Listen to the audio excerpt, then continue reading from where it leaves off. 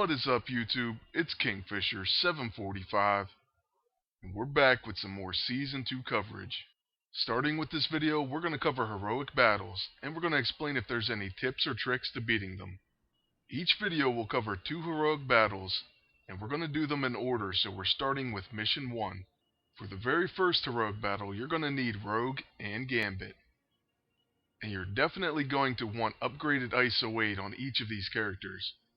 That way you can make the battle a little bit easier. Now for this first battle, it's pretty straightforward as far as I can tell. I just went ahead and upgraded my ISO as I said, and then fought the battle normally. There may be a trick to beating this, but I don't know it yet. But if I do find one out, I'll definitely make sure to add it to the video, in the form of annotations. Rogue battles are pretty cool because they help you with your chapter mastery, and they also sometimes let you win some specific items. Then in other cases, the items aren't too great.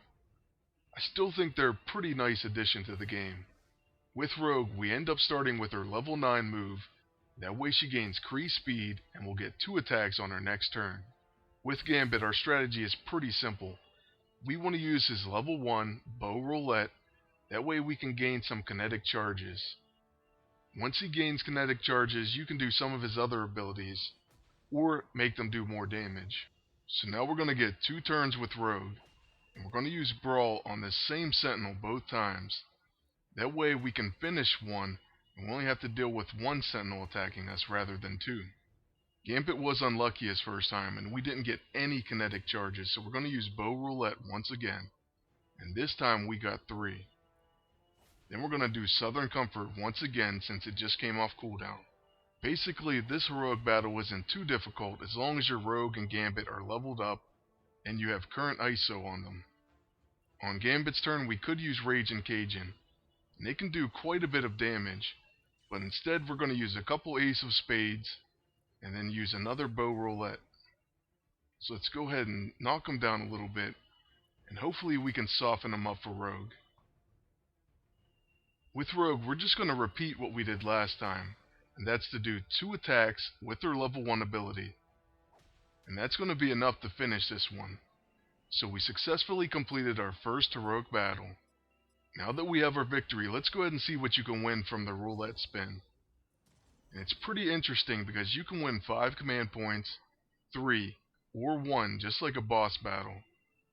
They also let you get a weapon. Unfortunately, this time it's not very good. So we were able to win 1 command point. And I noticed I won this award quite a few times. It must have a pretty high percentage. After the heroic battle's completed, there is some more dialogue, and oftentimes it's pretty funny. I especially like the dialogue with Deadpool, but we won't see that until part 3, because the Cable and Deadpool mission is the very last one, in Mission 6, the Premium Mission. But don't worry, because we're going to upload all 3 parts in close proximity to each other, so you won't have to wait long for the next part. Now moving right along to Mission 2's heroic battle, you'll need Wolverine, and he's going to be facing Sabretooth. I found this battle to be pretty straightforward as well. I just went ahead and used regular attacks, and the other good news is Sabretooth is able to be stunned. So in this battle it's going to be Scrapper versus Scrapper, and Sabretooth may look pretty tough since he has a lot of health, and there's also multiple waves of fighting him, but trust me, he isn't that serious. I think as long as your Wolverine's a pretty decent level, and once again has current ISO 8 equipped, he should be pretty well off against Sabretooth. As I briefly mentioned before, in the upcoming heroic battles, there are a few tips and tricks to beating some of them. But as far as this battle, I don't know any tips or tricks. I just pretty much fought him straightforward. If I do find any out, I will definitely keep you all informed. Alright, so let's begin.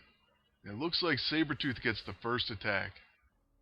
We got really lucky there though, and we did counterattack with a Berserker Rage. Obviously that won't happen every time, but it's pretty nice when it does happen. Now for our first action, we're going to go ahead and just use his level 1 and place some Bleeding and Ravage on Sabretooth. And apparently that was enough to take it to the second wave. It's pretty odd whenever that happens, but the sooner we move on to the next wave the better. Especially since Sabretooth does reset his health when you move on to the next stage. So we have to start out with his level 1 once again, and put some bleed stacks on Sabretooth. He does Brutal Slash to me, and now on my turn I could use my level 1 and put some more bleed on him, or I could take advantage of those bleed stacks. And we're actually going to take advantage and do quite a bit of damage, and we figured this would send us to the next wave. And it does. So far we're moving on pretty quickly, and I believe there's 3 waves total, so this should be the last one. In this round we're probably going to have to take him from 100% health to 0. Luckily we're not too hurt, and our healing factor keeps bringing us back to full health. This is where I went ahead and tried Wolverine's stun on Sabretooth.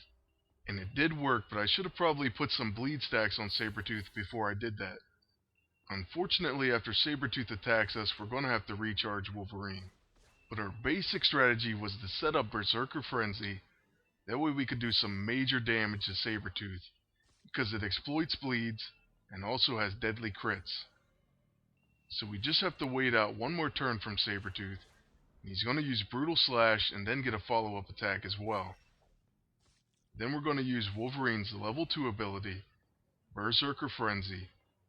And we're hoping for a pretty huge damage hit. By the looks of it, it's going to be enough to finish him.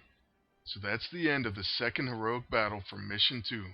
Once again, we're going to take a look at the roulette wheel and see what we have available. So we have the 5, the 3, and the 1 command points. And then the weapon is the Exsanguinator. Now we're not too excited about this because we already have one, but it is a much higher level than the one we have, so we would take it. Unfortunately, once again we win 1 command point, so let's go ahead and add that to the stack. And that's going to be the last heroic battle for this video.